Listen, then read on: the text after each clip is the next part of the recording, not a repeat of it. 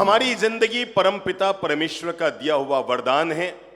कुछ लोग हैं जो इस वरदान को वरदान मानकर पल पल इसका सदुपयोग कर लेते हैं, और कुछ लोग हैं जो इस वरदान को वरदान न मानकर टेंशन, तनाव, अवसाद, घुटन में ला करके इसी जीवन को अभिशाप बना लेते हैं। जीवन देना भगवान के हाथ में है, जीवन लेना भगवान के हाथ में है, पर जीवन को कैसे जीना, अब बोलो बोलो बोलो बोलो, मुंह खोलो। जिंदगी देना ऊपर वाले के हाथ में है और जिंदगी वापस लेना। हमारी जिंदगी केवल 3 पेज की डायरी है। कितने पेज की? दुनिया की सबसे छोटी डायरी हमारी जिंदगी है, 3 पेज की डायरी है। डायरी का पहला पन्ना है जन्म। हम कहां जन्मेंगे, किस घर में जन्मेंगे, किस परिवार में जन्मेंगे, काले पैदा होंगे, गोरे पैदा होंगे, नाटे होंगे, ठिंगणे होंगे, लंबे होंगे, अमेरिका में पैदा होंगे कि इंडिया में पैदा होंगे, क्या हमारे हाथ में है? 3 पेज की डायरी का पहला पन्ना हमारे हाथ में नहीं। अब नहीं है तो किसके हाथ में? किसी और के हाथ में है, इसे हम नहीं भर सकते। मैंने कहा 3 पेज की डायरी का पहला पन्ना जन्म है, तो क्या बता सकते अंतिम पन्ना क्या है? बोलो बोलो बोलो। पहला पन्ना जन्म, तो अंतिम पन्ना जोर से बोलो मरण है। पक्की बात हो गई। क्या वो हमारे हाथ में? कहां मरेंगे, कब मरेंगे, किस जगह मरेंगे, कौन सी परिस्थितियों में मरेंगे, समाधि मरण होगा कि ट्रक के नीचे मरेंगे, हमें यह भी पता नहीं है कि कब किस दिन हमारी मृत्यु होगी। यह पता है कि मृत्यु होगी, पर 1 घंटा पहले भी किसी को पता नहीं लगता कि अब मैं मरने वाला हूं। जन्म की सूचना तो फिर भी 9 महीने पहले आ जाती है, पर मृत्यु की सूचना तो 9 सेकंड पहले भी नहीं आती है। डायरी के 3 पन्ने, अंगुली उठा लो, कितने पन्ने, कितने पन्ने, कितने पन्ने? 3 पन्ने। और डायरी का पहला पन्ना भी हमारे हाथ से निकल गया, डायरी का अंतिम पन्ना भी हमारे हाथ से निकल गया। हाँ, 1 पन्ना, जिस 1 पन्ने को भरने के लिए 54 दिन का सत्संग का महाकुंभ है। अगर वो 1 पन्ना सही हो गया तो जन्म का पन्ना भी सही है और मरण का पन्ना भी सही है। और वो बीच का जो पन्ना है ना, 1 पन्ना, केवल 1 पन्ना बीच का है, अगर उसे सही नहीं भर पाए तो मानना जन्म भी बेकार, मरण भी बेकार। और पहला पन्ना अगर जन्म है और अंतिम पन्ना मरण है, तो जो बीच का पन्ना है उसी का नाम जीवन है। जिंदगी न बन जाए भला, उससे पहले सीख लेते हैं जीवन जीने की कला। और ये जीवन जीने की कला सीखने के लिए ही मैं पहले बात आपसे कहता हूं, जीवन परमात्मा का प्रसाद है। प्लीज इसे विषाद मत बनाइए। आपस में झगड़ कर, आपस में वैर विरोध बनाकर, आपस में दूरियां बनाकर, आपस में तनाव पैदा करके, रिश्तों में घुटन पैदा करके, एक दूसरे से बोलचाल बंद करके आप कर क्या रहे हैं? अरे इससे अच्छे तो हम बच्चे थे। जब हम बच्चे थे तो कहते थे अब ये बुद्धिमान नहीं है। अच्छा था कि हम बुद्धिमान नहीं थे, न हमारा किसी से वैर विरोध था, न हमारा किसी से बोलचाल बंद थी। हो सकता है बच्चे को बोलना नहीं आता था, पर कम से कम बोलचाल तो किसी से बंद नहीं थी। अरे हम कितने अच्छे थे जब बच्चे थे, कम से कम हमारा किसी से वैर विरोध तो नहीं था। मैं उसके घर नहीं जाऊंगा, मैं उसको नहीं बुलाऊंगा, मेरे उसके आना जाना बंद है, मेरे उससे टेंशन है, मेरे उससे बोलचाल बंद है। कम से कम ये तो नहीं था। कितने अच्छे थे जब आप बच्चे थे, तो आपकी जिंदगी में बहुत कम टेंशन थे, बहुत कम माथा फोड़ियां थी, बहुत कम छाती कूटे थे, आराम से। अरे कितने अच्छे थे जब आप कंवारे थे।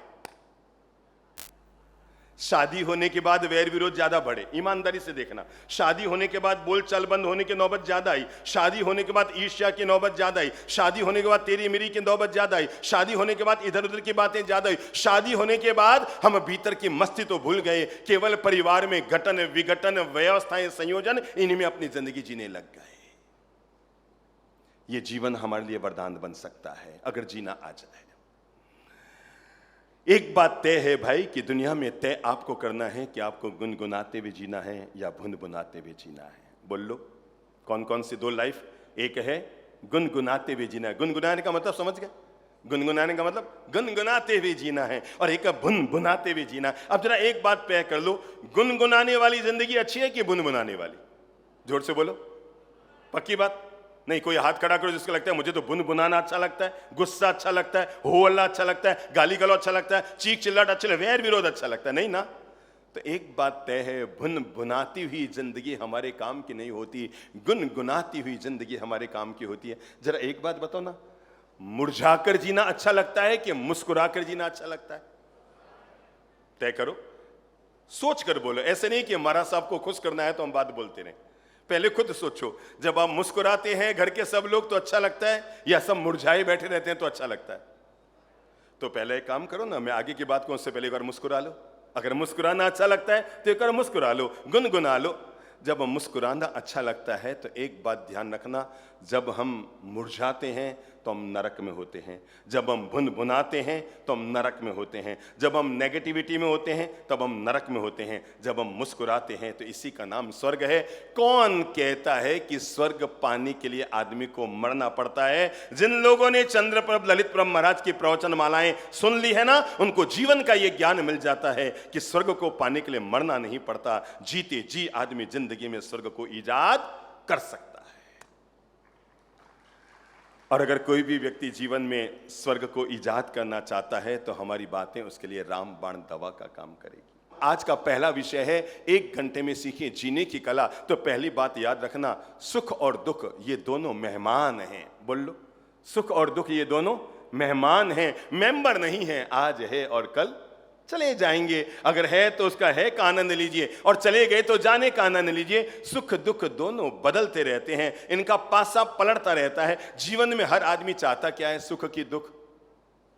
जोर से बोलो, सुख चाहता है, पक्की बात। पर कभी कभी दुख आते हैं ना। अच्छा एक बात याद करो, बचपन में अपन सांप सीढ़ी खेलते थे। किस किस ने खेली हुई है सांप सीढ़ी का खेल? तो वो लुड्डो खेलते थे, याद है? और लुड्डो खेलने के लिए हम हाथ में क्या लेते थे? जोर से बोलो, पासे। और क्या फेंकते थे? यूं फेंकते थे। हम क्या चाहते थे? क्या आए? क्या आए? 6 आए।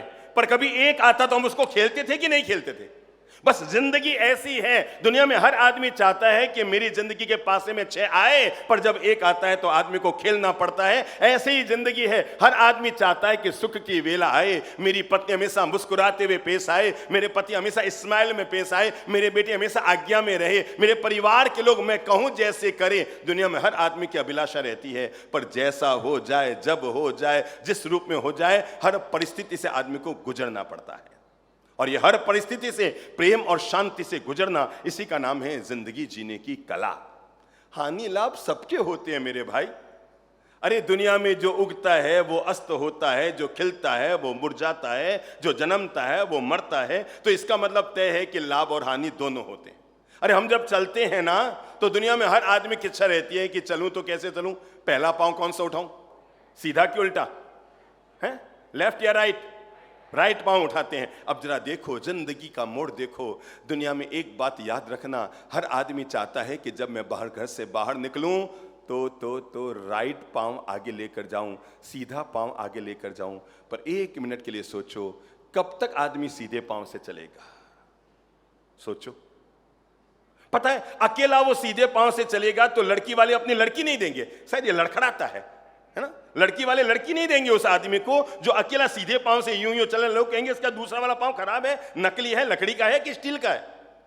सीधी सादी बात है, हम सीधा पांव आगे रखते हैं, पर विश्वास रखो उसके अगले पल ही, बोलो बोलो, हाथ से इशारा करके बोलो, क्या होगा? उसके अगले पल ही क्या होगा? उल्टा पांव आगे आएगा। जब तय हो गया जिंदगी ऐसी है, एक पल में सीधा पांव है, एक पल में उल्टा पांव है, ये जीवन का मोड़ है। तो ऐसी ही जिंदगी है, पल भर में कभी सुख लगता है, पल भर में कभी दुख लगता है। सुबह पत्नी मुरझाकर आपके सामने पेश आ रही थी, आपका माथा खराब हो रहा था। शाम को आप घर आए, वो मुस्कुराती हुई आपका स्वागत कर रही है, आपका माथा ठीक हो गया। पल प्रतिपल निमित्त बदलते रहते हैं, पल प्रतिपल उपादान बदलते रहते हैं, पल प्रतिपल व्यवस्थाएं बदलती रहती है। उन सारी व्यवस्थाओं का समायोजन करते हुए जीवन को जीना, इसी का नाम है जीने की कला। हमारी जिंदगी बांस का टुकड़ा है। क्या है? बांस का टुकड़ा है।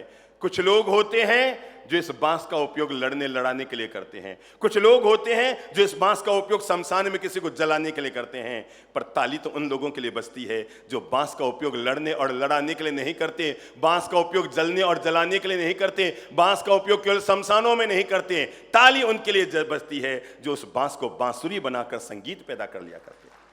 और यह हमारी जिंदगी उस बांसुरी की तरह है। आप चाहें तो इस बांस को भले ही जला के खत्म कर दो, और आप चाहें तो इसी में से क्या क्या, बोलो बोलो बोलो बोलो, हैं? क्या क्या क्या मुरली पैदा कर दो, इसी में से बांसुरी पैदा कर दो, और दुनिया में संगीत को आप जन्म दे दो। जिंदगी कोरा कागज है।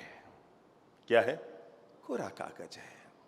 कुछ लोग हैं जो इसमें बड़े खूबसूरत रंग भर देते हैं, कुछ लोग हैं जो इस कागज को बंद रंग कर देते हैं। जरा याद करो, आपने आसमान में कभी रेनबो देखा है? किस किस ने देखा है? हाथ खड़ा करो। सबने रेनबो देखा है। अब जरा रेनबो देखा है तो याद करो कि रेनबो कौन से रंग से बनता है? लाल से बनता है, पीले से बनता है, हरे से बनता है जी। पक्की बात, 7 रंग से रेनबो बनता है। जैसे रेनबो किसी एक रंग से नहीं बनता, वैसी हमारी जिंदगी है, किसी एक रंग से सुनहरी नहीं होती। मम्मी भी उसका एक रंग है, पापा भी उसका एक रंग है, पत्नी भी उसका एक रंग है, बच्चे भी उसका एक रंग है, अरे और तो और पड़ोसी भी उसका एक रंग है। और इन सब लोगों के साथ जब हमारा प्रेम मिठासपूर्ण व्यवहार होता है तो हमारी जिंदगी मीठी मधुर बन जाती है। अगर कोई भी व्यक्ति अपने जीवन को बड़ा आनंद और प्रेमपूर्ण वातावरण में जीना चाहता है तो मैं छोटे छोटे 5 मंत्र उस हर व्यक्ति के लिए आज के लिए दे रहा हूं, और वे छोटे छोटे 5 मंत्र उसके लिए वरदान बन जाएंगे। जिंदगी जीने की कला के आज छोटे छोटे 5 मंत्र, उनमें सबसे पहला मंत्र है, जब भी सोचो अच्छा सोचिए। मुझसे बोलिए, जब भी सोचो अच्छा सोचिए। ये जीवन जीने की कला का वो मंत्र है जो आपके जीवन के प्रत्येक पल को बड़ा सुखद बना सकता है। भगवान श्री महावीर ने शब्द दिया, सम्यक दर्शन ज्ञान चरित्राणि मोक्ष मार्ग। उन्होंने ये नहीं कहा कि दर्शन ज्ञान चरित्र मोक्ष है, पहले क्या शब्द दिया? सम्यक, यानी सही, यानी व्यवस्थित, यानी पॉजिटिव, यानी सकारात्मक, यानी अच्छा, यानी बेहतर। सोचता तो आदमी दिन भर है, इसके अलावा आदमी करता क्या है? दिन भर सोचने के अलावा आदमी करता क्या है? दिन भर आदमी सोचता है, दिन भर आदमी सोचता है, पर वे बातें नहीं सोच पाता जिन बातों से उसका जीवन सुखद और प्रेमपूर्ण बन सकता है। पहला शब्द क्या दिया? दिमाग में लीजिए, जब भी सोचो अच्छा सोचिए। अभाव हो या प्रभाव, दोनों में रखो संभाव। अभाव हो या प्रभाव। जीवन में कभी ऐसा होता है कि हमारा नाम चमकता है, जीवन में कई बार ऐसा होता है कि लोग हमसे बात करना पसंद नहीं करते, जीवन में कई बार ऐसा होता है हम आसमान को छू रहे होते हैं, और कई बार ऐसा होता है जब हमारे जमीन पर भी पांव रखने की जगह नहीं बचती। जीवन तो बदलेगा, सुख दुख दोनों रहते जिसमें जीवन है वो गांव, कभी धूप और कभी छांव, ऊपर वाला पासा फेंके नीचे चलते दांव, कभी धूप और कभी छांव, क्या खुशियां क्या गम सब मिलते बारी बारी, मालिक की मर्जी पे चलती ये दुनिया सारी, ध्यान से खेना जग नदिया में बंदे अपनी नाव, कभी धूप और कभी सुख दुख दोनों रहते जिसमें जीवन है वो गांव, कभी धूप कभी छांव, तो कभी धूप तो कभी छांव, सुख दुख दोनों रहते जिसमें, सुख दुख दोनों रहते जिसमें जीवन है वो गांव, कभी धूप कभी छांव, कभी धूप तो कभी छांव, ऊपर वाला पासा फेंके, ऊपर वाला पासा फेंके नीचे चलते दांव, कभी धूप कभी छांव, हो कभी धूप तो कभी छांव, क्या खुशियां क्या गम ये सब मिलते बारी बारी, क्या खुशियां क्या गम ये सब मिलते बारी बारी, मालिक की मर्जी पे चलती ये दुनिया सारी, ध्यान से खेना जग नदिया में बंदे अपनी नाव, कभी धूप कभी छांव, हो कभी धूप तो कभी छांव, भले भी दिन आते जगत में बुरे भी दिन आ, सब गा लो, सबको गुजरना पड़ता है। भले भी दिन आते जगत में बुरे भी दिन आते, कड़वे मीठे फल कर्म के यहाँ सभी पाते, कड़वे मीठे फल कर्म के यहाँ सभी पाते, भले भी दिन आते जगत में बुरे भी दिन आते, सब गा लो, क्या भले भी दिन आते जगत में, बुरे भी दिन आते। हाँ भले भी दिन आते जगत में, बुरे भी दिन। जिंदगी बड़ी गजब की है, कब कौन सा मोड़ लेती है इंसान को पता नहीं लगता। भगवान महावीर जब तक राजमहलों में थे उनके पांव में कभी कांटा भी नहीं चुभा, और संत बनने के बाद कोई कान में कीले ठोक रहा है, कोई उनके पांव में डंक मार रहा है, कोई उनको कुएं में औंधा लटका रहा है। भले भी दिन आते जगत में, बुरे भी दिन आते। क्या गजब हुआ, राजा दशरथ ने योजना बनाई कि राम को राजा बनाओ।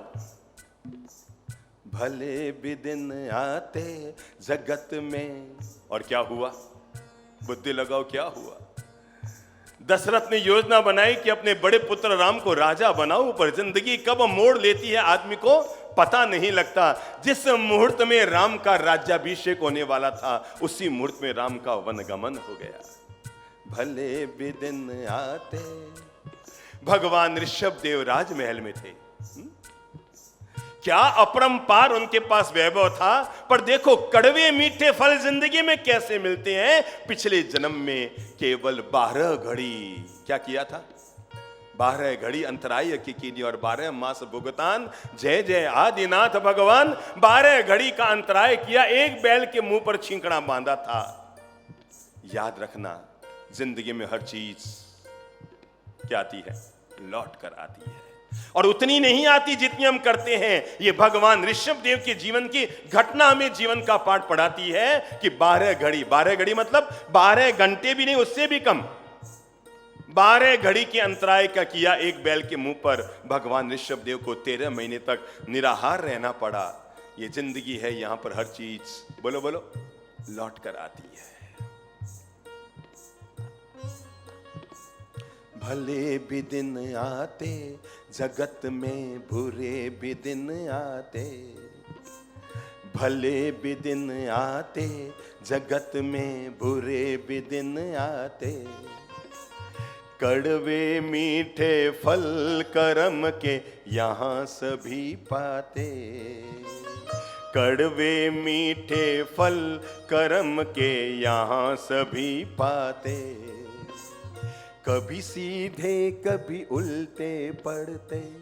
समझ रहे हैं, समझ में आ रही है। कभी सीधे कभी उल्टे। कितनी धूमधाम से कन्या का विवाह होता है।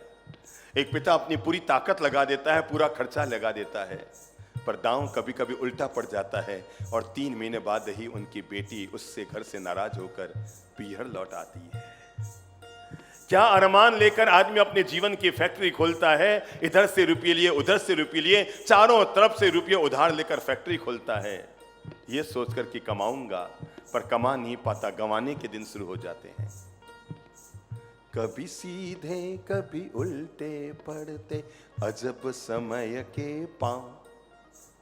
कभी सीधे कभी उल्टे पड़ते अजब समय के दांव।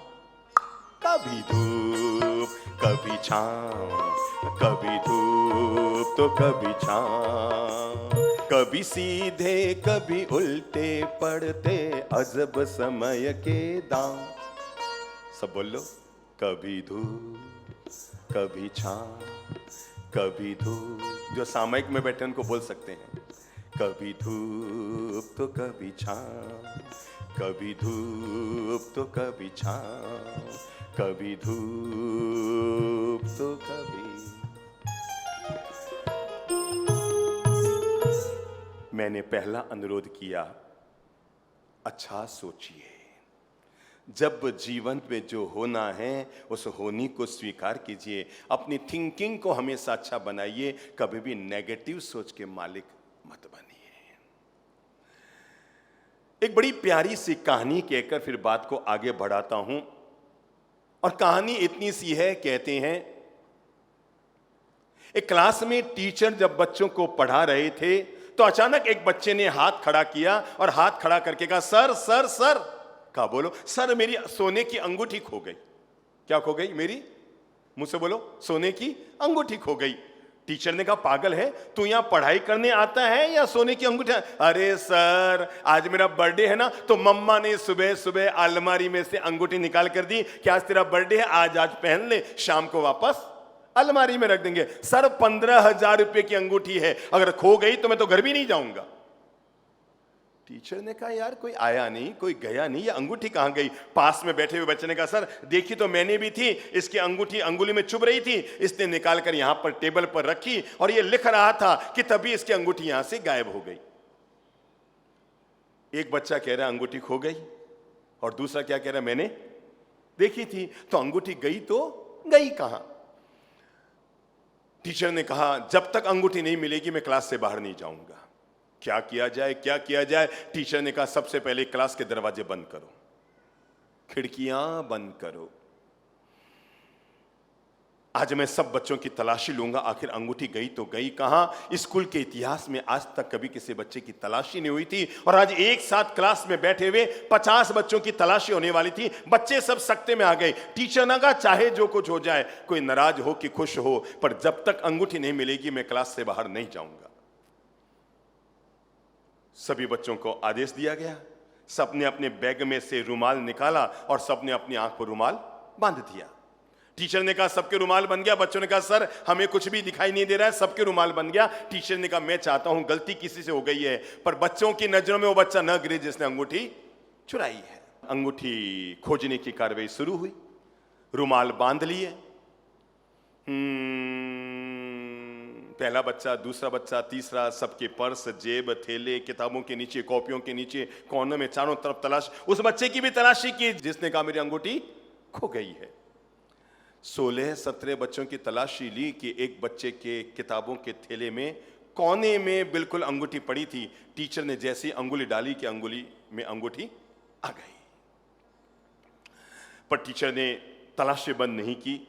उसने सारे बच्चों की तलाशी ली और सबसे कहा रुमाल खोल दो। बच्चों ने अपने अपने रुमाल खोल दिए। टीचर ने कहा मुस्कुराइए क्योंकि अंगूठी मिल गई है। जिसकी अंगूठी थी वो बच्चा तो पागल हो गया। Thank you sir, thank you sir, मैं जीवन भर आपका आभारी रहूंगा, अगर आज मेरी अंगूठी नहीं मिलती मैं मरी घर नहीं जाता। Thank you sir, thank you sir, thank you sir. सारे बच्चे निकल गए, पर कहते ना चोर की दाढ़ी में क्या होता है, तिनका।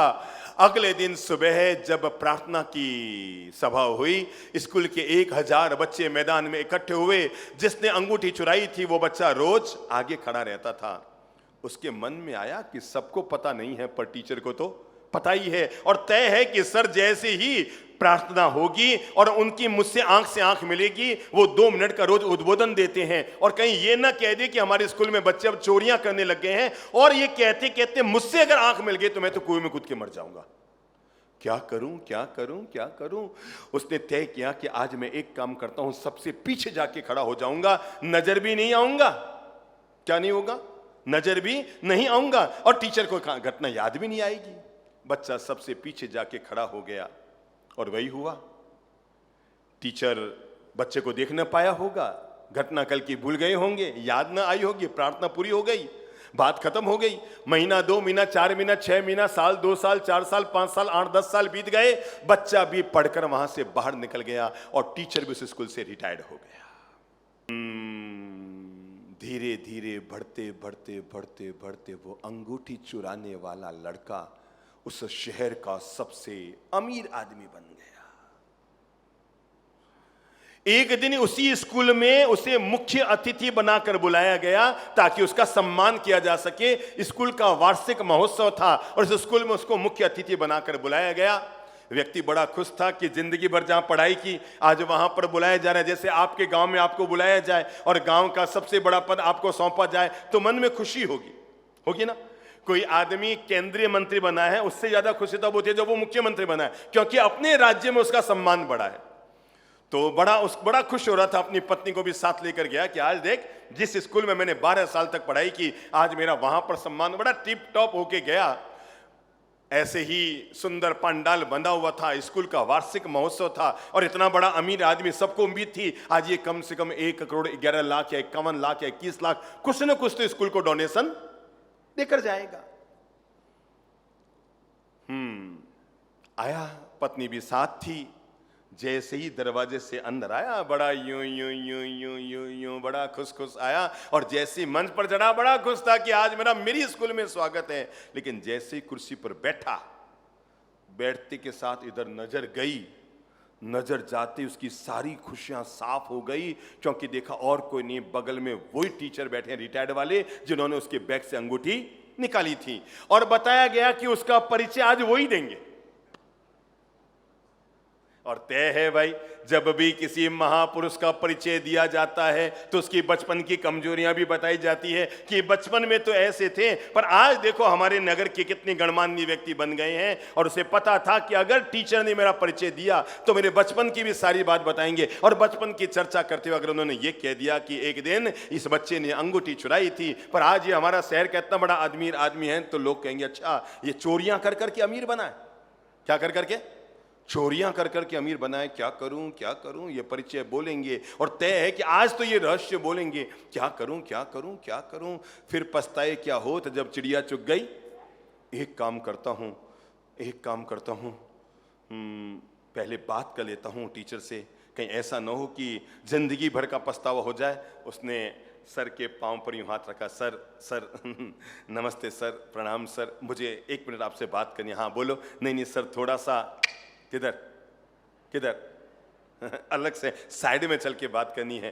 टीचर खड़े हुए, वो भी खड़ा हुआ, बगल में एक रूम था, वहां गए, जाते ही उसने सर को प्रणाम किया। Thank you sir, thank you, मैं जीवन भर आपका आभारी रहूंगा। उस समय अंगूठी चुराने में अगर आपने मेरा नाम खोल दिया होता मैं तो कुएं में कूद के मर जाता। सर बस इतनी कृपा करना, आज भी इज्जत बचाए रखना। बस सर मैं जीवन भर आपका ऋणी रहूंगा, मेरा परिचय आप जरूर देना, पर मेरी इज्जत बचाए रखना सर, इतनी मेहरबानी कर देना। टीचर ने कहा इज्जत विज्जत छोड़, पहले ये बताओ वो अंगूठी चुराने वाला तू था?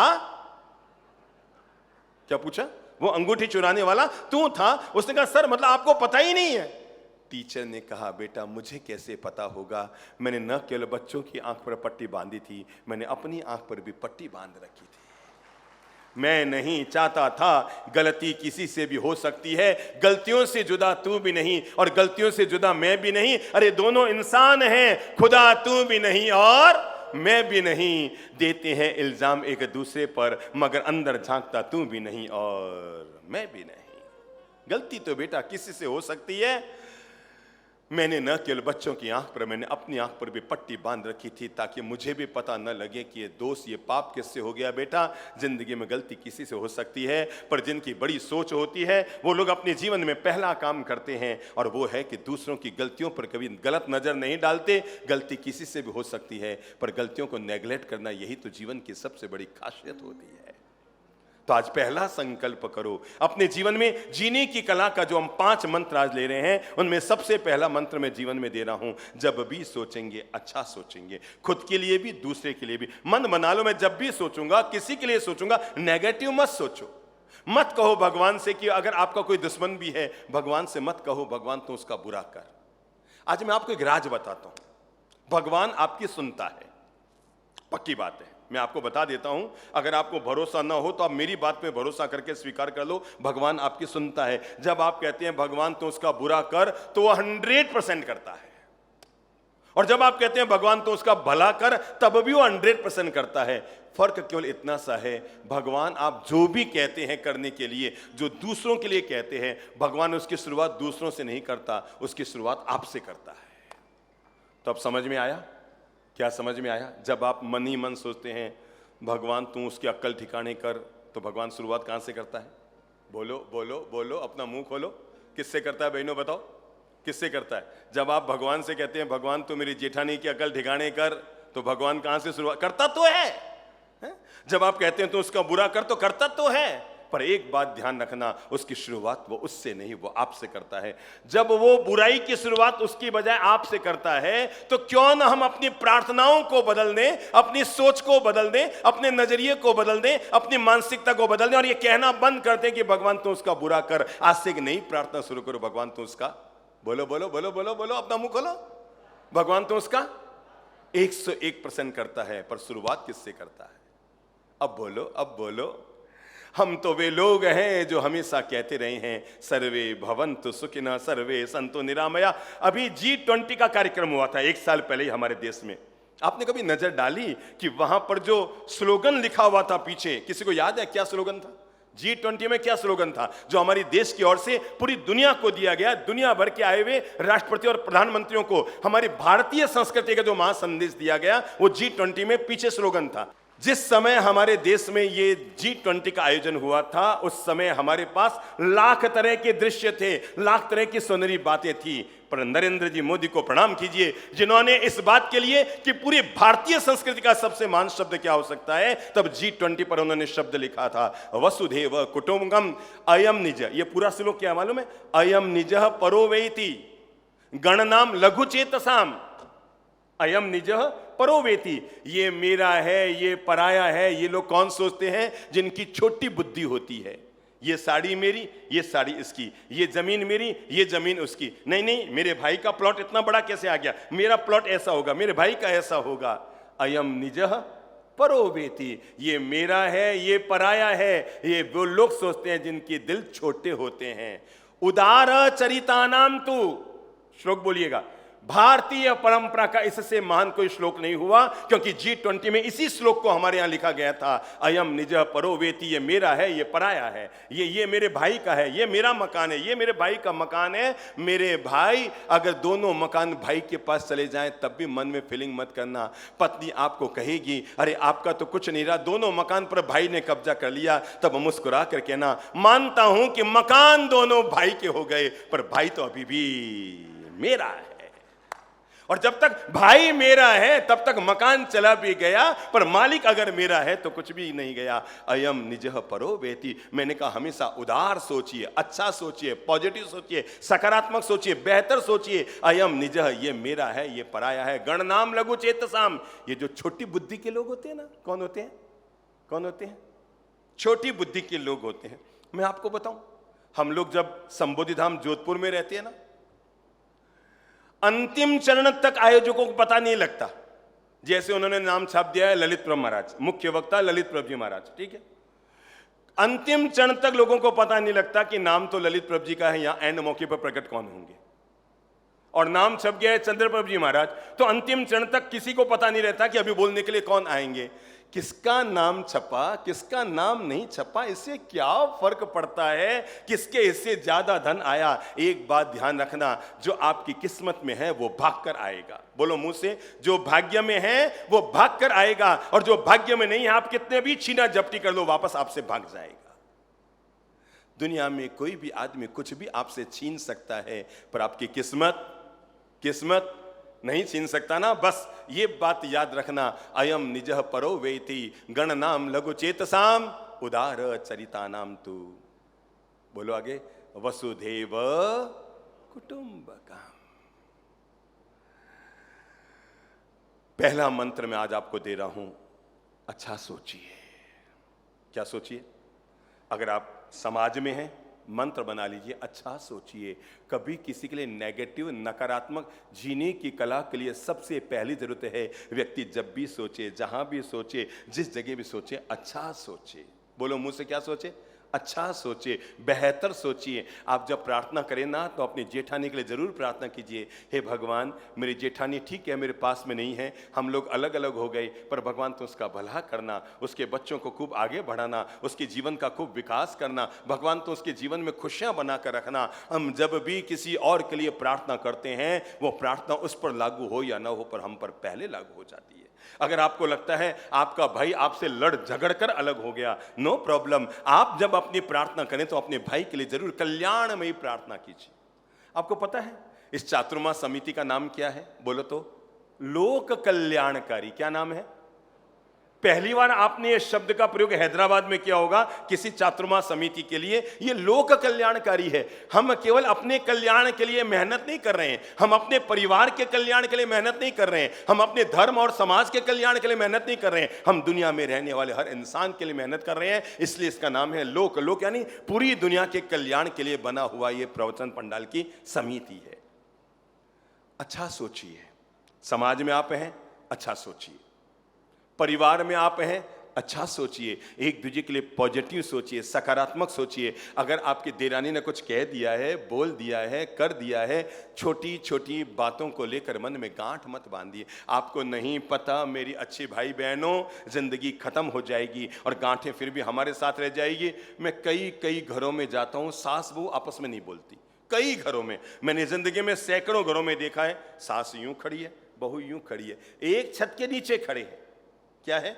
एक मेरी अच्छे भाई बहनों, छोटी छोटी बातों में बातचीत कम करने की बजाय, छोटी छोटी बातों में बातचीत बंद करने के बजाय छोटे छोटे सूत्रों से समाधान निकालिए और बातचीत शुरू कर दीजिए। पता नहीं इस जन्म में तो आपके पास भगवान ने बोलने की ताकत दी है, आप अच्छा बोलकर बात खत्म कर सकते हैं। अगले जन्म में आप बोल पाएंगे कि नहीं बोल पाएंगे? अरे मेरे भाई, आज दो कुत्ते लड़ रहे हैं ना, आज दो कुत्ते लड़ रहे हैं, तय है या तो पिछले जन्म में वो भाई भाई थे जो आपस में केस मुकदमा लड़ रहे थे। अब आज वो चाहते भी हैं कि हम समाधान कर लें, उनको बोल दिया था भौं भौं करके, या वो देरानी जेठानी रही होंगी जिन्होंने जीवन भर बोलने की अनबन रखी, आने जाने की बंद रखी, वैर विरोध रखे और आज ये हालत हो गई। 84 लाख जीव योनियों में 83 लाख, अंगुली पे गिनो, 84 लाख जीव योनियों में 83 लाख 99,999 जीव योनियां ऐसी हैं जो बोल नहीं सकती है। समझ में आ गई? और हम जो बोल सकते हैं वो ऐसे बोल लेते हैं कि वैर के अनुबंध जीवन में बांध लेते हैं, बोलचाल बंद कर लेते हैं, आना जाना बंद कर लेते हैं। परिवार में अच्छा सोचिए। अगर आपको पता लग रहा है कि आपके देवर ने 2 लाख रुपए अलग से इकट्ठे कर लिए, कि आपके जेठ ने 5 लाख अलग से इकट्ठे कर लिए, बहुत ज्यादा बुद्धि मत लगाइए। जिसकी किस्मत में जो है ना वो लेकर रहेगा। अब देवरानी अपने पियर से आते समय 2 सोने की नई चूड़ी लेकर आई है और आपको पता है कि उसका बाप गरीब है, तो बेवजह नेगेटिव मत सोचिए, जरूर ये यहीं से लेके गई होगी और अब ये नाटक कर रही है कि मैं पियर से लेकर आई हूं। क्यों अपने मन को खराब करते हैं? हम लोग छोटी छोटी बातों को लेकर अपने मन को खराब कर लेते हैं। अरे मेरे भाई, हो सकता है उसके पिता की कोई एफडी खुली होगी और उसने सोचा हुआ होगा कि जब मेरी एफडी खुलेगी, या जब मेरे अटके हुए रुपये आएंगे, या जब किसी और में दिए हुए रुपये या प्लॉट के रुपये जब मेरे आएंगे, अपनी बेटी को 2 नई सोने की चूड़ी दूंगा जो शादी में नहीं दे पाया, और उसने खुशीपूर्वक अपनी बेटी को सोने की चूड़ी दी है। अगर आप अच्छा सोचेंगे तो एक दिन आपके पिता भी आपको सोने की चूड़ी देंगे, और अगर आप उसके लिए नेगेटिव सोचेंगे, कांच की चूड़ी भी हाथ से निकल जाएगी। अच्छा सोचिए। परिवार में जब भी सोचो, एक दूसरे के लिए अच्छा सोचिए, समाज में अच्छा सोचिए, ट्रस्ट में अच्छा सोचिए। क्या फर्क पड़ता है मेरा नाम आया कि उसका नाम आया, मेरा फोटो आया कि उसका फोटो आया, फोटो आया कि नहीं आया, कोई खास फर्क नहीं पड़ता है। दुनिया में एक बात याद रखना, नाम तभी पूजा जाता है जब आदमी का काम ऊंचा होता है। दुनिया में 2 तरह के लोग हैं। कुछ लोग हैं जो पहचान से काम लेते हैं, और कुछ लोग जो काम से पहचान बना लेते हैं। पहचान से अगर काम लिया तो काम एक बार मिलेगा, पर काम से पहचान बना ली तो जीवन भर आदमी को काम मिलेगा। अच्छा सोचिए। क्या सोचिए? एक बहुत प्यारे संत हुए जिनका नाम था स्वामी रामतीर्थ। कहते हैं वो एक बार भोजन आहार के लिए निकले अपनी कुटिया में से, और आहार के लिए निकलते हुए जैसे ही गांव के करीब आए तो जिस पहले घर के करीब पहुंचे, वहां जाकर उन्होंने जोर से आवाज दी, भिक्षाम देहि। अंदर पति पत्नी में क्या चल रहा था? क्या? जोर से बोलो, आपके रोज काम पड़ता है ना, तो बोलो ना, क्या चल रहा था? जोरदार घमासान चल रहा था। वो उसको यूं बोला था, वो उसको यूं बोला था, वो उसको यूं बोला। और एक नियम है, अंदर में कैसा भी गुस्से का वातावरण चल रहा हो, बाहर जैसे ही क्या बजेगी है, दरवाजे से घंटी बजेगी, बजते के साथ अरे कोई आया, बाहर कोई आया, अरे बाहर कोई आया, चुप चुप चुप चुप चुप, और यूं यूं करके सब बाहर जाएंगे दरवाजा। मतलब एक छोटा सा निमित्त सारे तनाव को। और जैसे ही भिक्षाम दे की आवाज आई, घर की पत्नी बहुत ज्यादा गुस्से में भरी हुई थी, दरवाजा खुला था, अपना गुस्सा पति पर तो न निकाल पाई, वो लगा रही थी पोंछा, और महाराज ने फिर आवाज दी, भिक्षाम देहि, और महिला ने वो पोंछा उठाया और उठाकर महाराज पर फेंक दिया, ये ले जाओ महाराज भिक्षा में। संत ने मुस्कुराते हुए बहन के द्वारा फेंके गई उस पोंछे का स्वागत किया। कैसे? मुस्कुराते हो सर। थैंक यू बहन, आज तूने मुझे आहार में, भिक्षा में पहुंचा दिया है, बहुत बहुत धन्यवाद। और ये आशीर्वाद देते हुए संत अपने आश्रम में आ गए। आश्रम में आए और महिला का चेहरा याद आया कि उसने कितना गुस्से में तम तमाकर संत पर पोंछा फेंका था। संत ने 3-4 बार साबुन लगा लगा कर पोंछे को धोया, बिल्कुल ऐसे जैसी चदरिया है ना, ऐसा उजला कर दिया अपने पोंछे को। और उसके बाद उसमें से धागे निकाले और धागे निकालकर उसकी बातियां बनाई। और शाम को जब भगवान की आरती करने वाले थे तो उसी धागे की उन्होंने आरती जलाई। किस धागे की? किस धागे की? देखना आप, अच्छा सोचिए बात का मैं क्या बता रहा हूं। उन्होंने उसी धागे की बातियां बनाई और बातियां बनाकर घी से शाम को 5 दिए जलाकर भगवान की आरती करने लगे। ओम जय जगदीश हरे, भक्त जनों के संकट पल में दूर करे। और भगवान की आरती करने लगे। और आरती करके जब जैसी थाली नीचे रखी तो उन्होंने भगवान से हाथ जोड़कर प्रार्थना की, है भगवान, जैसे ये पोंछे की बातियां जगमगा रही है, क्या जैसे ये पोंछे की बातियां जगमगा रही है, भगवान एक काम करना, जिस महिला ने मुझ पर पोंछा फेंका है उसका हृदय भी ऐसे ही जगमगाता रहे। हमारे द्वारा, किसी के द्वारा हमारे प्रति नेगेटिव व्यवहार करने के बाद भी हम अपनी ओर से कितना पॉजिटिव व्यवहार कर सकते हैं, ये जीने की कला का पहला चरण है। तो आज हम पहला पाठ पढ़ते हैं। सब मुंह से बोलो अच्छा। तय कर लिया, आज से जब भी किसी के लिए सोचेंगे बेहतर सोचेंगे हमेशा। अगर आप अच्छा सोचेंगे तो दूसरा परिणाम क्या आएगा? अगर आप अच्छा सोचेंगे तो दूसरा परिणाम आएगा, आप अच्छा बोलेंगे। जीने की कला का दूसरा पाठ, 1 घंटे में हम जीने की कला का पाठ सीख रहे हैं। पहला मैंने कहा कि अच्छा सोचिए। जीवन में चाहे जैसे उठापटक आ जाए, माथा फोड़ी आ जाए, सिरपची आ जाए, टेंशन आ जाए, अपने मन को हमेशा पॉजिटिव और सकारात्मक बनाकर रखिए। नंबर 2, अच्छा बोलिए। क्या कहा मैंने? अच्छा बोलिए। जब भी बोलो, जहां भी बोलो, हमेशा पॉजिटिव और सकारात्मक बोलो। जब भी बोलो अच्छा बोलो, बेहतरीन बोलो। वे बातें मत बोलो जिससे दूसरे के मन को पीड़ा पहुंचे। जिंदगी में जब भी बोलो तो ये ध्यान रखना, आपके शब्द सुलझाने वाले हों, सुलगाने वाले ना हो। बोलो तो कौन से हो? सुलझाने वाले हों। आप इस घर में आई, जरा देखो कि आपके आने से घर का वातावरण स्वर्ग बना है। अपनी पीठ थपथपाइए। आपके ऊंचे कुल के परिवार के लोगों ने आपको अपने पीहर से ससुराल भेजा और आपने आकर के घर को स्वर्ग बनाया। पर आपके आने से घर में नेगेटिव वातावरण बना है, आपस में क्लेश बढ़ा है, आपस में दूरियां बढ़ी है, आपस में बोलचाल कम हुई है, आपस में तनाव बढ़े हैं, एक दूसरे के प्रति मन में वैर विरोध पैदा हुए। तो प्लीज कंट्रोल कीजिए अपने आप पर। कहीं आपके शब्दों ने आपके घर के वातावरण को नरक तो नहीं बनाया है? अपने शब्द जब भी बोले, जहां भी बोले, अच्छा बोलिए। जीने की कला का दूसरा पाठ आज हम सीख रहे हैं। मैं जब भी बोलूंगा अच्छा बोलूंगा, बेहतरीन बोलूंगा, सुलगाने वाली भाषा नहीं। कुछ लोग होते हैं जो आग लगाने का काम करते हैं, कुछ लोग हैं जो बाग लगाने का काम करते हैं। बुद्धि लगाओ, इन दोनों में महान कौन होते हैं? बुद्धि लगाओ। आग लगाने वाला महान कि आग बुझाने वाला महान? आप लोगों ने जितने भी धारावाहिक देखे हैं, जितनी भी फिल्म देखी है, उसमें 2 पात्र होते हैं। एक पात्र है, एक महिला है जो पूरे फिल्म, पूरे धारावाहिक में आग लगाती है, और एक है जो बाग लगाती है। अरे महाभारत में देखो ना, 2 पात्र। एक था शकुनी, जिसका काम क्या था? जहां खड़ा हुआ आग लगाना। और दूसरे पात्र थे भगवान कृष्ण, जहां खड़े हुए वहां पर बाग लगाना। एक बात तय है, महाभारत में जब भगवान कृष्ण आते थे तो हम रोमांचित नहीं होते थे, हम यूं नहीं होते थे। पर जैसे ही शकुनी पासा पलटता हुआ आता था, और आते के साथ हम समझ जाते अब ये कोई न कोई करामात करने वाला है।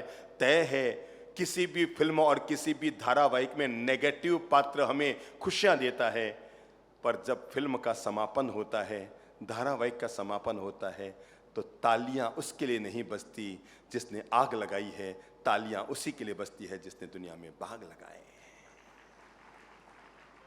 जब भी किसी धारावाहिक का समापन होगा ना, तो हमारे मन में आदर। अच्छा एक बात बताओ, हमारे मन में आदर आज कैकेयी के लिए है कि सीता के लिए? सब बोलो तो, है किसके लिए? मंथरा के लिए है कि सीता के लिए? जरा बोलो, जोर से बोलो। हमारे मन में आदर शकुनी के लिए है या कृष्ण भगवान के लिए है? किसके लिए? हमारे मन में आदर गौशालक के लिए है कि महावीर के लिए है? हमारे मन में आदर हिटलर के लिए है कि महात्मा गांधी के लिए? एक बात तय है, दुनिया में आग लगाने वाले कभी लोगों के दिलों में जगह नहीं बनाते, लोगों के दिलों में वही जगह बनाते हैं जो दुनिया में बाग लगाते हैं। जब भी बोलेंगे क्या? अच्छा बोलेंगे। एक और मुंह से बोलते लो कि अच्छा बोलेंगे। क्या बोलेंगे? अच्छा बोलेंगे। आप कहीं गए हैं ना, भूल चूक कर आज नियम बना लो, कभी भी भोजन करने के बाद टिप्पणी मत कीजिए। कर सकते हैं तो तारीफ कर दीजिए, पर टिप्पणी अपने हाथ से मत कीजिए। आप किसी के खाने में गए हैं, ब्याह शादी में गए हैं, हो सकता है सामने वाले की हैसियत नहीं थी। परसों आप जहां पर खाना खा के आए थे वो शहर के बड़े अमीर आदमी थे, उन्होंने 80 आइटम बनाए, 20 तरह की मिठाई बनाई, 10 तरह की नमकीन बनाई, गरम ठंडा, और विदेशों से आपके लिए फल मंगवाए, विदेशों के जूस आपके लिए मंगाए। पर आज जिसके घर आप गए हैं उसने बेचारे ने जैसे तैसे इधर उधर से पैसे का जुगाड़ करके और तो और कर्जा लेकर के अपनी बेटी की शादी की है, और उसने 2 मिठाई, 1-2 तरह की सब्जी, मटर पनीर की सब्जी और एक कचौली और सब्जी बनाई है। बाहर निकलते समय यूं मुंह को क्या है, मुंह को पिचका कर मत निकलिए, फालतू टेम्पुरी हुई, एड़ी मिठाई गले नहीं उतरे, लगता है डालडा घी की बनाई होगी, पैसे तो थे नहीं, लोगों को बुला लिया, डालडा घी की बनाई होगी। मेरे भाई, उस गरीब आदमी ने 5 साल तक अचार से रोटी खाई है, तब आपकी थाली में मटर पनीर की सब्जी आई है? उस गरीब आदमी ने 5 साल तक अचार से रोटी खाई होगी, तब आपके थाली में। तो आज से ये नियम बना लो, जब भी भोजन करके कहीं से उठो ना, नेगेटिव मत बोलो, ठीक है ना? समझ लो कहीं पर आप गए, उन्होंने 5000 लोगों का खाना बनाया और संयोग की बात है कि 7000 लोग हो गए। अब हो सकता है 2 मिठाई में 1 मिठाई कम पड़ गई। अब आप बाहर जाके क्या कहेंगे? सोचो। सफेद ड्रेस वाली बहन खड़े हो तो, हाँ खड़े हो जाओ, हाँ खड़े हो जाओ, घबराओ मत। सोचो, इंसान कहीं खाना खाने आया है, 2 मिठाई थी और 2 में से 1 मिठाई खाने को मिली और 1 मिठाई उसके हिस्से नहीं आई, वो बाहर जाकर क्या बोलेगा? जाके क्या कहना चाहिए था? वो बाहर जाके किसकी चर्चा करेगा? जो नहीं खा पाया उसकी, जो खा पाया उसकी? नहीं, बाहर जाके कहेगा बादाम की कतली तो मिली को नहीं, खाली वो गुलाब जामुन मिलिया, वे भी लुट रहे थे, मैं तो 1 गुलाब जामुन खा के आ गया। मतलब इस स्टाइल से बोलेगा, 1 गुलाब जामुन खा के आ गया, कतली तो इससे आई नहीं कि चमचम कि और कोई इससे आया ही नहीं। मेरे भाई, आपके पास बोलने के दोनों दृष्टिकोण थे। आप बाहर जाकर उसके लिए पॉजिटिव बोल सकते थे, अरे देखो इतनी भीड़ आ गई, फिर भी उन्होंने कितनी व्यवस्था को सेट कर लिया, माना कि 3 मिठाई हिस्से नहीं आई, पर 1 मिठाई तो खाने का आनंद हमने उठा ही लिया। जो खाया है उसके लिए पॉजिटिव बोलकर आइए। लोग, पता है, एक बार संबोधि धाम के जो मंत्री जी हैं, उनकी बेटी की शादी थी। हालांकि हम इसका समर्थन नहीं करते हैं, पर उन्होंने शादी में कोई 150 आइटम बनाए, 150 पौने 200 आइटम बनाए। दुनिया में 90% अमीर लोगों का पैसा तो इस बात में लग जाता है, वो बताने में कि हम अमीर हैं, ये बताने में 90% खर्चा हो जाता है। तो 150 आइटम उन्होंने बनाए। हम अमीर हैं ये बताना भी तो पड़ता ना। खाने में तो कितना चाहिए आपको पता है? हम लोग जयपुर में थे, तो हमारा और तनु सागर जी महाराज का चतुर्मास एक साथ था, एक ही पंडाल में थे। जैन धर्म के इतिहास में पहली बार ऐसा सुनहरा अवसर आया था जब दिगंबर और श्वेतांबर पूरा समाज का चतुर्मास एक साथ था। तो तनु सागर जी ने उस दिन अखबार में एक आया था कि भाई कोई, जब देश में कांग्रेस का शासन था तो एक मंत्री ने बयान दिया था कि हमारे देश में आदमी का पेट 13 रुपये में आराम से भर सकता है। उस समय, ये है सन 2013 की बात, 13 रुपये में आदमी का पेट आराम से भर सकता है। तो तनु सागर जी महाराज बोलने लगे, ये तो हमारे देश में मजाक उड़ाई जा रही है, 13 रुपये में आदमी का पेट थोड़ी भर सकता है। मैंने उसके बाद बोला, मैंने कहा महाराज जी 13 रुपया तो बहुत होता है, हमारे देश में तो आदमी का पेट 8 रुपये में भी आराम से भर सकता है। सभी लोग चौंके कि 8 रुपये में आदमी का पेट भला कहां से आराम से भर सकता है? मैंने कहा 8 रुपये में आदमी का पेट बड़े आराम से भर सकता है, पर गरीब का नहीं, अमीर का। क्योंकि अमीर को डॉक्टर ने कह रखा है घी नहीं खाने का, शक्कर तो बिल्कुल नहीं छूने का, और आगे बोलो बोलो बोलो, तेल चिकनाई नहीं खाने का। अब क्या खाने का बताओ? 2 लुक्खी रोटी खाने का और लौकी की सब्जी खाने का। अब जरा बताओ तो 2 लुक्खी रोटी कितने में आएगी? आटा क्या भाव आता है अभी? 40 रुपया किलो। गरीब के घर में 30 रुपया आता है, अमीर के घर में 40 रुपया आता है। 10 रुपया बीच वाला कमा लेता होगा, बाकी आटा तो वो का वही आता है, ठीक है ना? तो अब 1 किलो आटे में कितनी रोटियां बनती है? कितनी? 50 रोटियां बनती है। તમે ગુજરાતી છો? ના બાબા, મારવાડીના ઘરમાં તો 25 જ રોટલી થાય. हैं? विमल जी आप गुजराती थोड़ी ही हैं. हाँ तो फिर 50 रोटी कैसे बनेगी? 1 किलो आटे में, आपको पता है मारवाड़ी गुजराती में क्या फर्क है? 1 किलो आटे में 25 रोटी बने, आटा साफ, इसका नाम मारवाड़ी. 1 किलो आटे में 50 रोटी बने और आटा बचा रह जाए, इसका नाम गुजराती. बस इससे ज्यादा कोई फर्क नहीं होता मारवाड़ी गुजराती में. तो 1 किलो आटे में, अच्छा अपन 30 रोटी मान लें, 40 रुपए किलो का आटा, 1 किलो आटे में 30 रोटी बनी. एक रोटी कितने की?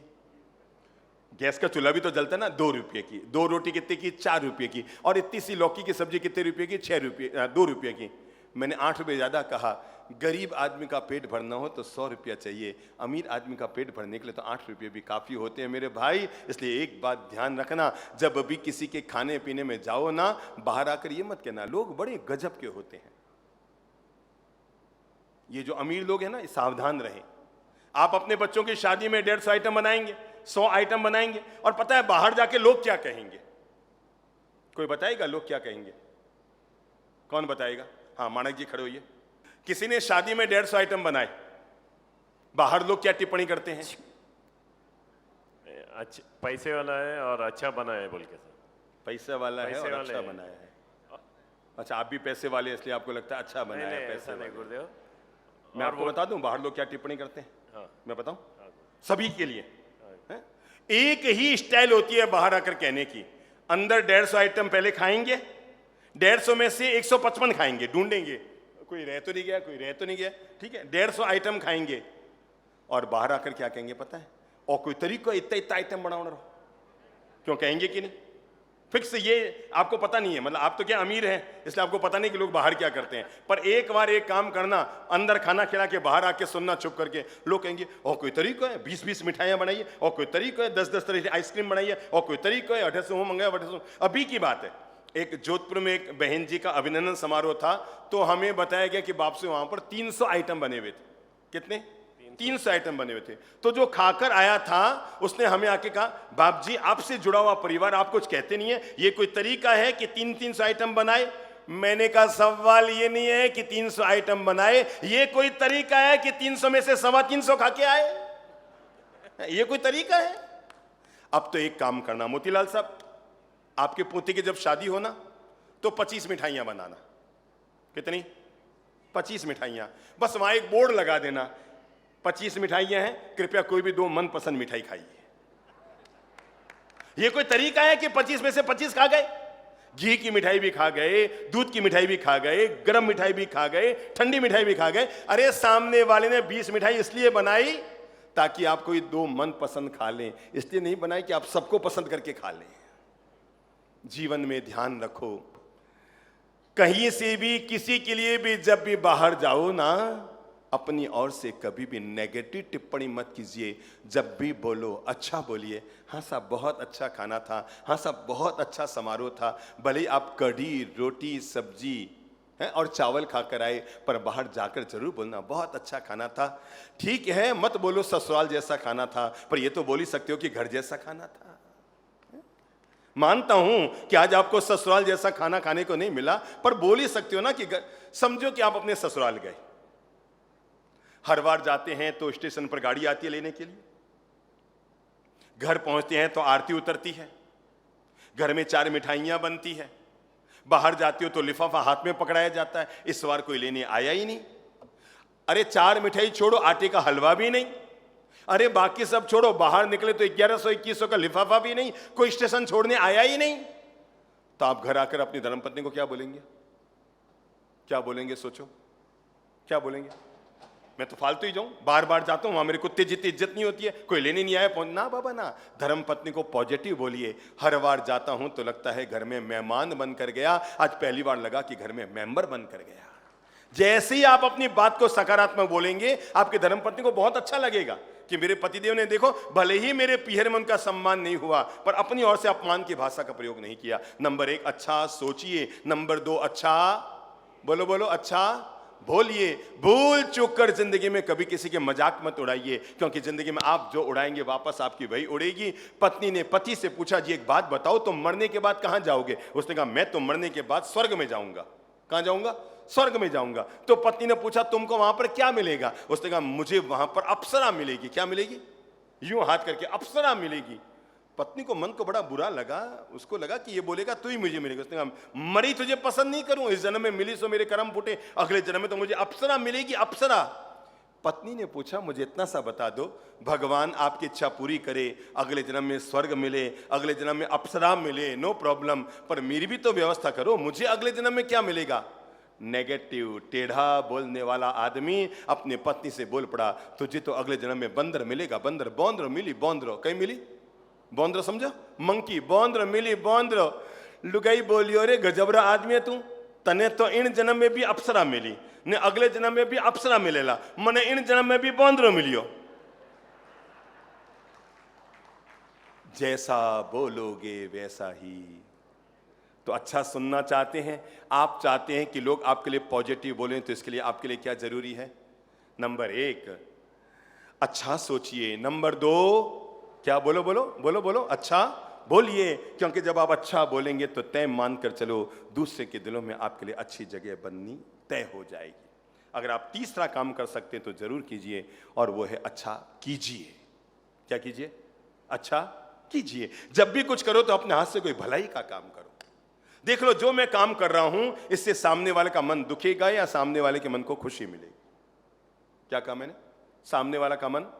आप अपने पति से भी प्रेम से बोलिए, आज से नियम बना लो, टेढ़े बोलना, व्यंग्य में बोलना, मजाक में बोलना ना बाबा ना, इससे नेगेटिव वातावरण आपके जीवन में आता है। जब भी बोलो उनका अभिनंदन, अपनी धर्मपत्नी के लिए, उसके पीहर वालों के लिए संकल्प ले लो, जब भी अपने साला के लिए, साली के लिए, सास के लिए, ससुर के लिए बोलेंगे हमेशा पॉजिटिव बोलेंगे। साहब वो बहुत अच्छे लोग हैं, बहुत बढ़िया लोग हैं, उन्होंने हीरे जैसी बेटी हमारे घर में दी है। 100 बार किसी पत्थर को भी आप हीरा बोलेंगे तो पत्थर भी हीरा बन जाएगा। अच्छा कीजिए। देखो आप जो कर रहे हैं उससे किसी का भला हो रहा है या बुरा हो रहा है। अगर बुरा हो रहा है हाथ को पीछे ले लीजिए। अगर आप कोई प्लॉट बेच रहे हैं और आपको लग रहा है सामने वाला मध्यम वर्गीय है और आप उससे ज्यादा मुनाफा ले रहे हैं और वो बेचारा जैसे तैसे व्यवस्था करें, अपना हाथ पीछे कीजिए, थोड़ा सा उसको कम कर दीजिए। सहयोग करने का मतलब ये नहीं है कि आप केवल गौशाला में जाकर दान दीजिए। सहयोग करने का मतलब ये नहीं है कि आप केवल मंदिर में जाके चढ़ावा लीजिए। सहयोग करने का मतलब ये नहीं है कि आप केवल थानक में जाके खर्चा कीजिए। सहयोग करने का मतलब ये भी है कि आप व्यापार में भी अगर कोई मध्यम वर्गीय इंसान आ गया तो उसकी भी हेल्प कर लीजिए। ये भी सहयोग का नजरिया है। आपको पता लग गया आपका सधर्मी भाई है, आपके दूर की जाति का भाई है, आपके दूर का रिश्तेदार है, आपका परिवार का है, और आपको पता है इसकी आर्थिक स्थिति कमजोर है। अरे आप उसे फ्री में नहीं दे सकते, पर बिना मुनाफे तो दे सकते हैं ना। हमारी तरफ से अच्छा कर्म करने का संकल्प हो। क्या हो, जो भी करें, एक ये देख लीजिए मैं जो कर रहा हूं वो अच्छा काम हो रहा है ना। जब वो मेरे साथ होगा तो क्या होगा। भगवान श्री महावीर से पूछा गया कि आपके 45-32 आगम हैं, इन सारे आगमों का सार क्या है। तो भगवान ने एक बड़ा प्यारा मान वाक्य हम लोगों को दिया था, जंग इच्छसी अपनत्तो जंग च न इच्छसी अपनत्तो। जो तुम अपने लिए चाहते हो वो दूसरों के लिए चाहो, और जो तुम दूसरों के लिए नहीं चाहते वो अपने लिए भी मत चाहो। बस इति अगम जिण शास्त्रम, संपूर्ण जैन धर्म का इतना सा सार है। जो तुम अपने लिए चाहते हो वो सबके लिए चाहो, जो तुम अपने लिए नहीं चाहते वो बोलो बोलो किसी के लिए भी मत चाहो, क्योंकि जो चीज तुम्हें बुरी लगती है वो सामने वाले को। तीसरा संकल्प अपने जीवन का ले लो, मैं जब भी जो भी करूंगा अच्छा करूंगा। क्या करूंगा, बोलो मुंह से, अच्छा करूंगा, भलाई का काम करूंगा, नेकी का काम करूंगा, बढ़िया काम करूंगा, पवित्र काम करूंगा। कहीं आप अपनी सास के लिए 2 शब्द बोल रहे हैं ना, मानते हैं कि आपकी सास हल्का सा आपके प्रति नेगेटिव रोल अदा करती है, पर आप जब भी बाहर बोलें हमेशा उनके लिए पॉजिटिव बोलिए। नहीं, मेरी सास बहुत अच्छी है, कमियां किस में नहीं होती, और दूध का धुला कौन होता है। 4 कमियां मुझ में हैं, 4 कमियां आप में हैं। न तो आप केवल ज्ञानी हैं, न मैं सर्वज्ञ हूं। सभी लोग अपन सामान्य इंसान हैं, गलती किसी से होती है, कमियां किसी में होती है, पर अपने द्वारा कभी भी ऐसा काम मत कीजिए जिससे सामने वाले के लिए नेगेटिव वातावरण पैदा हो। ऐसा बहुत अच्छे व्यक्ति हैं। अगर आप कोई ट्रस्ट में जी रहे हैं, कभी भी अपने ट्रस्ट के दूसरे ट्रस्टी के लिए नेगेटिव, बहुत बढ़िया आदमी है साहब, उन्होंने बहुत मेहनत की। आज जैसे समझो ये पांडाल बंधा, तय है कि जिन लोगों ने मेहनत की, जबरदस्त रात भर जगकर, परसों रात को तो 4 बजे तक ये लोग यहीं पर थे, रात भर जग कर इन्होंने इसको तैयार कराया। अब आपके पास पहला विकल्प, ये ऊपर से ऐसा क्यों बनाया, ये नीचे से ऐसा क्यों बनाया। मेरे भाई, या तो जब बन रहा था तब आप सलाह देने आ जाते, कोई मना नहीं थी। और या जब बन गया है तो एक और क्या हुआ, संबोधि धाम में मीटिंग चल रही थी, तो वहां साहित्य मंदिर का निर्माण हुआ। निर्माण भी हो गया, उद्घाटन हो गया, उपयोग होना शुरू हो गया। मीटिंग के अंदर एक ट्रस्टी ने कहा कि ये साहित्य मंदिर में जो खिड़कियां लगी हुई है ना, बिल्कुल अच्छी नहीं लगती है। सभी ने कहा अरे माथा खराब है तेरा, बने हुए 1 साल हो गया, अब तो कहती है अच्छी नहीं लगती है, जब बन रहा था उससे मैं आके कह देता। मैंने बीच में बोलकर कहा, मैंने कहा भाई साहब ये बिल्कुल सही कहते हैं, ये खिड़कियां वास्तव में सुंदर नहीं है, ये खिड़कियां चेंज करा दो। उन्होंने कहा हाँ देखो बाप जी, मैं भी तो ये कह रहा हूँ खिड़कियां चेंज करा दो, बूंदी लग रही है। मैंने कहा एक काम करो, जिन्होंने सुझाव दिया इसका लाभ भी उन्हीं को दे दो। बाप जी वैसे तो अच्छी है, बाप जी वैसे तो लोगों की आदत है भांगने की। क्या आदत होती है? शब्द बोलो, ये शुद्ध मारवाड़ी शब्द है। क्या शब्द है? भांगने की आदत होती है। ना बाबा ना, यहां भांगना करने थोड़ी आए जो भांग रहे हो। जब भी जहां भी जाओ अपनी बोली भी अच्छी, और हमारा कर्म हम जो भी करें अच्छा करें, बेहतरीन करें। माना कि आपके हाथ में कोई कचरा है, बाहर ले जाके फेंकिए, क्योंकि पंडाल बिल्कुल साफ। हम जो भी करें, सड़क पर चल रहे हैं कि घर में कर रहे हैं कि बाहर कर रहे हैं कि पार्क में गए हैं, हमारी क्या आदत है? इधर उधर देखा कोई नहीं है, कोई नहीं है, हर कर्म को बेहतरीन कीजिए। जीने की कला का ये आदमी के लिए तीसरा पाठ है। अगर आप चौथा 2 मिनट में आप पाठ पढ़ लें तो जरूर पढ़ लीजिए, और वह है जब भी देखिए। क्या कहा मैंने? जब भी देखें अच्छा देखिए। कहीं भी कुछ भी देख रहे हैं उसमें अच्छाई भी है और बुराई भी है, दोनों विकल्प आपके पास है। आप जहां गए हैं आप वहां से बाहर जाते समय टिप्पणी भी कर सकते हैं और तारीफ भी कर सकते हैं, दोनों विकल्प आपके पास हैं। अगर आपने तारीफ की तो इससे आपकी जबान मीठी होगी। हमारे यहां 2 शब्द है, एक है आलोचना और दूसरा है अनुमोदना। शब्द बोलिए, एक है आलोचना और दूसरा है अनुमोदना। आप दोनों का मतलब समझते हैं? आदरणीय गुंदेचा साहब खड़े होइए। तो मैंने 2 शब्द कहे हैं, आलोचना और अनुमोदना। आप दोनों में फर्क बताएंगे? आलोचना किसी की नहीं चलना चाहिए, उसको दुख होता है। दुख होता है। सुनिए, बिल्कुल बिल्कुल सही जवाब दिया। आलोचना कभी किसी की नहीं करनी चाहिए, क्योंकि उसकी आलोचना करने से सामने वालों को दुख होता है। और अनुमोदना करूं तो मेरे कर्म अच्छे होंगे और उसके भी कर्म अच्छे होंगे। क्या बात है, ताली बजाकर अभिनंदन करो। जब हम आलोचना करते हैं तो हमारे भी कर्म बनते हैं और सामने वाले के मन में हमारे प्रति कषाय पैदा होते हैं। जब हम अनुमोदना करते हैं, शब्द आप लोग गाते हैं ना, कई बार कोई तपस्या करते हैं, बोलते हैं अनुमोदना अनुमोदना अनुमोदना बारंबार, गाते हैं ना। ये क्या है? केवल सामने वाले को, मरा साहब लोगों को और अपने थानक उपाश्रय वालों को खुश करने के लिए अनुमोदना मत बोलिए। अनुमोदना का उपयोग वहां भी कीजिए जब आप थानक के बाहर आ गए हैं, आप घर में हैं, व्यापार में हैं, समाज में हैं, लोगों के बीच में हैं। और जब भी बोले अपनी ओर से आलोचना का शब्द कभी ना हो, जब भी बोलो अपनी ओर से अनुमोदना का शब्द हो। क्योंकि आलोचना करेंगे तो रिश्ते खराब होंगे कि अच्छे होंगे? सोचो, आलोचना जब करेंगे रिश्ते खराब होंगे कि अच्छे होंगे? खराब होंगे, पक्की बात। आलोचना करेंगे, कर्म बंधेंगे कि कटेंगे? क्या होंगे? बंधेंगे कि कटेंगे? बंधेंगे। आलोचना करेंगे तो हमारी जबान अच्छी बनेगी कि नेगेटिव बनेगी? आलोचना करेंगे तो हमारे विचार पॉजिटिव बनेंगे कि नेगेटिव बनेंगे? आलोचना करेंगे तो हमारे रिश्ते कमजोर होंगे कि अच्छे होंगे? आलोचना करेंगे तो हमारी इज्जत बढ़ेगी कि घटेगी? घटेगी ना। लोग कहेंगे इसकी आदत है, जहां जाता है वहां भांगता है, जहां जाता है वहां यही करता है, जहां जाता है वह ऐसा ही करता है। अगर आप अनुमोदना करेंगे, वाह भाई वाह, अनुमोदना है साहब, बहुत अनुमोदना है। पहला तरीका और कोई तरीका है समाज रो पीछो पानी कर दियो ना बाबा ना, पॉजिटिव बोलिए। देखो भाई इन्होंने कितनी मेहनत की, कितना अच्छा काम किया, बेहतरीन काम किया। और अनुमोदना बोलोगे तो आपके कर्म कटेंगे और आलोचना करोगे तो कर्म बंधेंगे। आज से नियम ले लो, कभी भी किसी की आलोचना, कभी भी किसी की आलोचना, जब भी देखेंगे सामने वाले में हमेशा अच्छाई देखेंगे। अच्छा जरा देखिए पंडाल का रंग कैसा है? सब ऊपर देखो, ये बीच में जो पंडाल है उसका रंग कैसा है? पक्की बात। एक चमत्कार करता हूं आज मैं पहले ही दिन, और चमत्कार ये करता हूं, इस पूरे पंडाल जो व्हाइट दिखता है मैं इसको काला बना दूंगा अभी 1 मिनट के अंदर अंदर। मतलब गजब का चमत्कार हो जाएगा, इस कोने से लेकर उस कोने तक पूरा पंडाल काला हो जाएगा। कर दूं? कर दूं भगवान? वापस आप करवा लीजिएगा, ठीक है? कर ही देता हूं ताकि आपको पता लग जाए कि हमेशा क्यों अच्छा देखिए। ये पूरा पंडाल सफेद है, पर जैसे आप चश्मा काला लगाएंगे तो क्या हो जाएगा, क्या हो जाएगा, क्या हो जाएगा।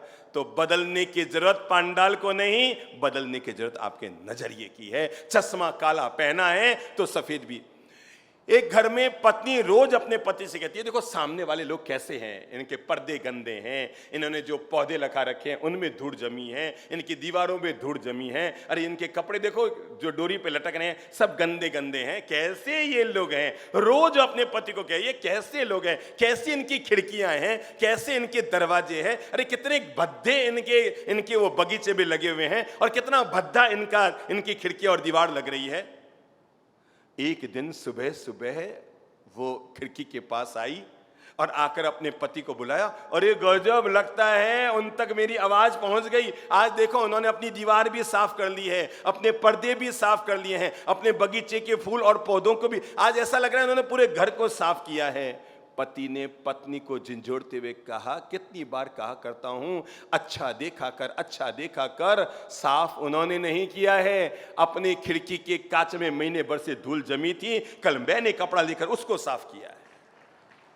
और जैसे ही खिड़की के कांच को साफ किया है तो सामने वाले की हर चीज तुम्हें अच्छी नजर आने लग गई। इसलिए बेहतर ये रहेगा जब भी देखो, बोलो बोलो बोलो बोलो, अच्छा देखो। क्योंकि अगर आप अपनी आंखों में अच्छाई लेकर आए हैं ना तो बुरी से बुरी जगह पर आप अच्छाई लेकर आ जाएंगे।